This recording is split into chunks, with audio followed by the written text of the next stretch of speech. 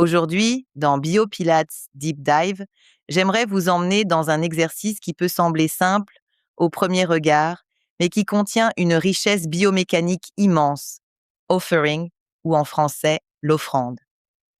Dans le répertoire Reformer Pilates, les Front Rowing Preps font partie du niveau essentiel avec une recommandation de 5 répétitions sur 1 ou 2 ressorts.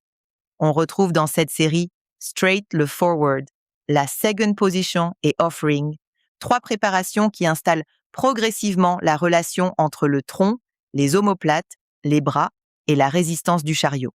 Ce qui me touche dans Offering, c'est son nom. Offrir. On n'arrache pas le mouvement. On ne pousse pas avec brutalité.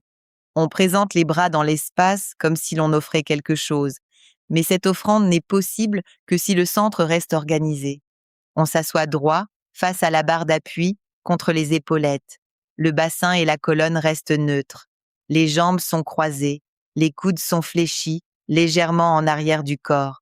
Les mains sont dans les sangles, un peu plus hautes que les coudes. Les paumes regardent vers le haut. Les poignets et les doigts restent longs. Et déjà, avant même de bouger, tout est là. La respiration, le bassin, la cage thoracique, les omoplates, la tête, les membres supérieurs. L'exercice commence par une inspiration, puis, sur l'expiration, on garde les omoplates stables et l'on tend les coudes pour allonger les bras vers l'avant, à hauteur des épaules, afin de pousser le chariot. Le triceps travaille de manière concentrique pour étendre le coude. Mais ce serait une erreur de croire que le mouvement appartient seulement au bras. En réalité, le bras ne peut avancer avec précision que si le tronc reste présent. Le transverse de l'abdomen comprime doucement la paroi abdominale. Le plancher pelvien profond participe à cette activation. Les érecteurs spinaux, les grands droits et les obliques stabilisent la colonne au neutre. La respiration pilate soutient cette organisation, car elle favorise la connexion entre le diaphragme, les abdominaux profonds et le plancher pelvien, avec une expansion tridimensionnelle de la cage thoracique. Puis vient l'inspiration suivante. Les bras restent tendus, les paumes vers le haut, et les bras s'ouvrent en abduction horizontale. C'est souvent ici que l'exercice révèle la vérité du corps. Est-ce que les omoplates montent? Est-ce qu'elles se serrent excessivement?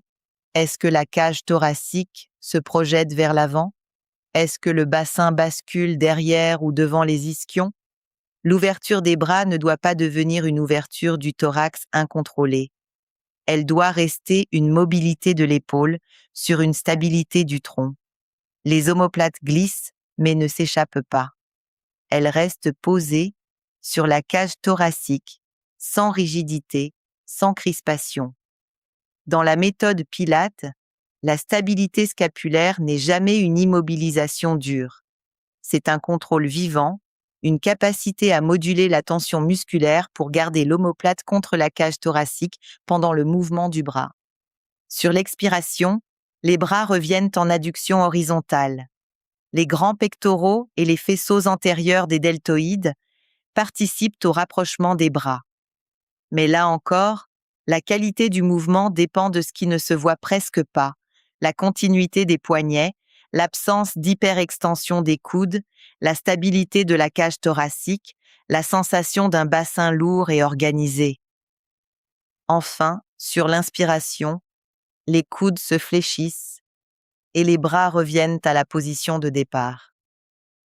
Le retour du chariot est contrôlé.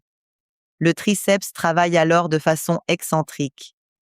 C'est un moment très important pédagogiquement, car le retour ne doit pas être subi, il doit être accompagné. Le ressort veut ramener le chariot, le corps, lui, apprend à dialoguer avec cette force.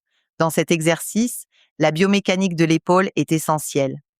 Lorsque les coudes sont fléchis et légèrement en arrière du corps au départ, l'épaule se trouve dans une organisation qui demande une relation très fine entre humérus, omoplate et cage thoracique.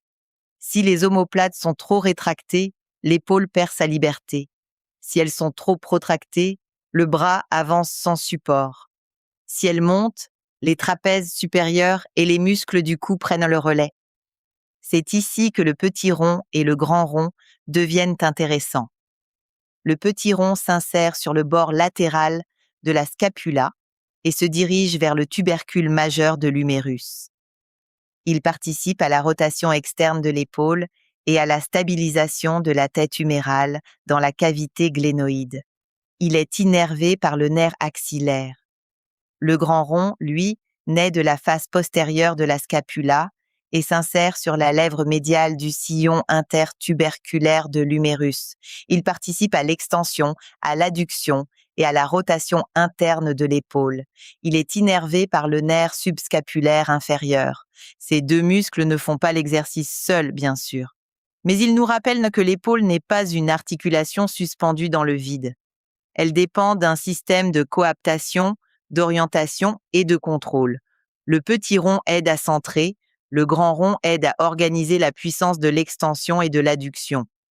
Avec le grand dentelé, les trapèzes, les rhomboïdes, la coiffe des rotateurs et les muscles du tronc, ils participent à cette intelligence scapulo-humérale qui permet au bras de bouger sans sacrifier l'épaule. Les modifications sont très pédagogiques. En pronation des avant-bras, on commence paume vers le haut, puis on tourne les paumes vers le bas avant de presser les bras vers l'avant. On garde cette orientation lors de l'ouverture, puis on retourne les paumes vers le haut avant de fléchir les coudes.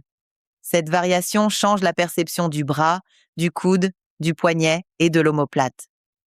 En supination des avant-bras, on fait l'inverse.